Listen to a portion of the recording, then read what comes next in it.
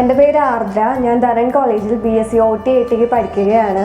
എനിക്ക് +2 കഴിഞ്ഞപ്പോൾ ഏത് കോഴ്സ് എടുക്കണമെന്ന് ഒരു ഐഡിയ ഉണ്ടായിരുന്നില്ല. അപ്പോഴാണ് ഗാലക്സി എഡ്യൂക്കേഷണൽ സർവീസ് എന്നെ കോൺടാക്ട് ചെയ്തത്.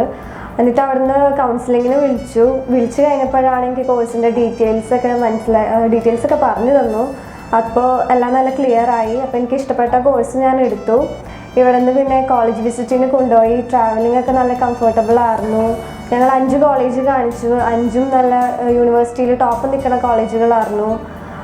ഗാലക്സിത്തെ സ്റ്റാഫുകളൊക്കെ നല്ല ഫ്രണ്ട്ലി ആണ്. മറ്റു സർവീസ് നല്ലോണം ഇഷ്ടപ്പെട്ടു.